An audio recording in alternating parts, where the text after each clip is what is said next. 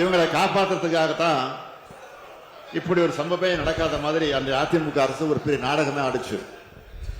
இதனாலதான் நான் போய் சொன்னேன், பொல்லாத ஆட்சிக்கு சாட்சியே பொள்ளாட்சி தான் அப்படின்னு சொன்னேன். இப்படி பெண்களுக்கு எதிரான ஆட்சி நடத்திய சாருங்கெல்லாம் இப்ப பேட்ஜ் அணிஞ்சிட்டு வந்து உட்கார்றாங்க. இப்ப பேட்ஜ் அணிஞ்சிக்கிட்டு உட்கார்ந்து மட்டும் போயிட்டாங்க பாதியில.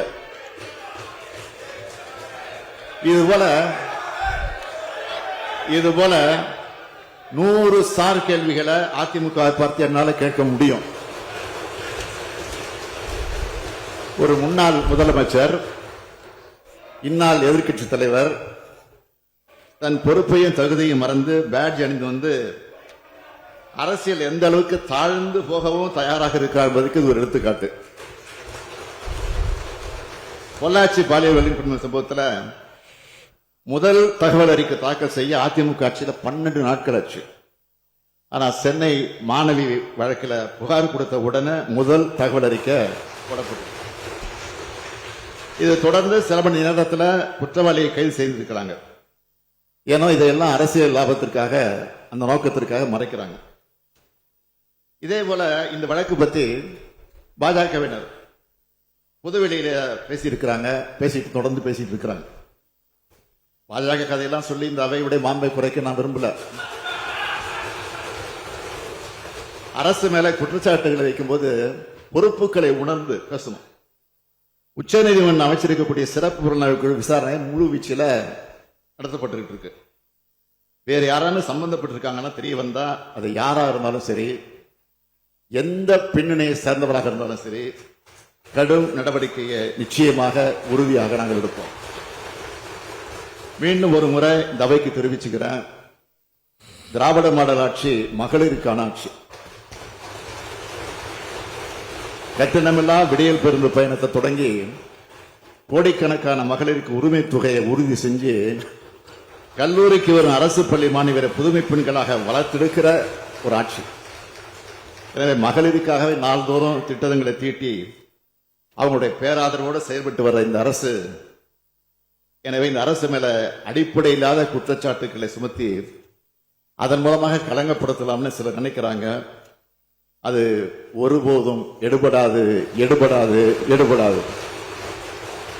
இறுதியா நான் உங்ககிட்ட பணிவோட கேட்கிறது, திமுக அரசுக்கு கலைஞர் கொடுத்ததாக நினைச்சுக்கிட்டு உயர்கல்வி கேட்க வரக்கூடிய மாணவிகளை அச்சுறுத்தி அவங்க கல்வியை கெடுத்துறாதீங்க என்பதுதான், இதுதான் என்னுடைய பணிவான வேண்டுகோள். இதோடு அமைகிறேன். நன்றி, வணக்கம். அண்ணா நகரில் நடைபெற்ற ஒரு சம்பவத்தை பற்றி சில உறுப்பினர் குறிப்பிட்டிருக்கிறார்கள்.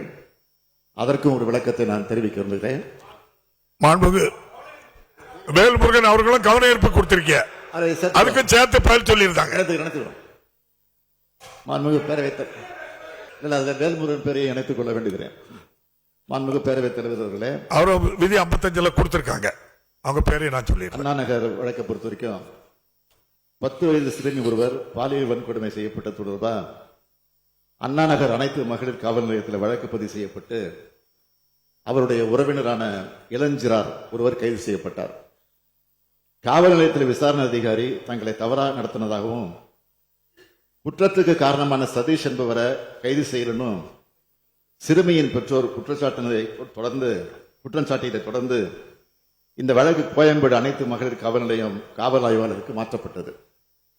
அதன் அடிப்படையில் நடைபெற்ற விசாரணையில் குற்றம் சாட்டப்படுகிற சதீஷும் கைது செய்யப்பட்டார். இந்த நிலையில மாண்புமை உயர்நீதிமன்றம் இந்த வழக்கை சிபிஐ விசாரணைக்கு மாற்றினாங்க.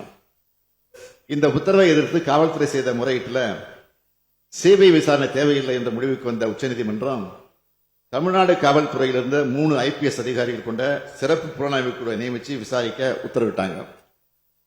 உச்சநீதிமன்றம் நியமித்த சிறப்பு புலனாய்வு குழு இப்ப இந்த வழக்கில் அதிமுகவை சேர்ந்த 103வது வட்டச் செயலாளர் சுதாகர் என்பவரையும் பெண் காவல் ஆய்வாளர் ராஜு என்பவரையும் நேற்று கைது செய்து அவங்க நீதிமன்ற காவலுக்கு உட்படுத்தப்பட்டிருக்காங்க.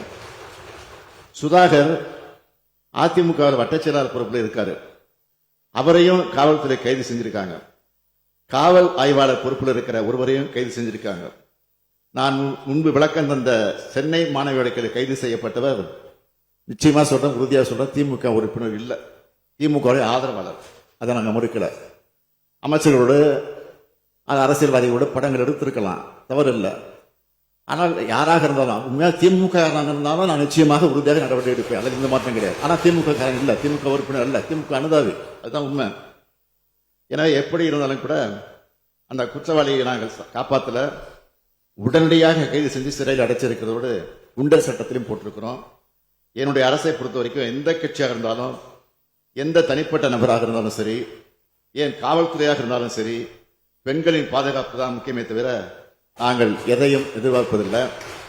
ஆகையால் எதிர்க்கட்சி நண்பர்களை நான் கேட்டுக்கொள்ள விரும்புவது, குற்ற செயல்கள் எதுவாக இருந்தாலும், குற்றவாளிகள் யாராக இருந்தாலும் நேர்மையா, நியாயமா, கடுமையா நடவடிக்கை எடுத்து வருகின்ற அரசை குறை சொல்லாம பெண்களுடைய பாதுகாப்பு தங்களால் என்ற ஒத்துழைப்பை அனைவரும் அரசுக்கு வழங்கிட வேண்டும் என்று கேட்டு அமைகிறேன்.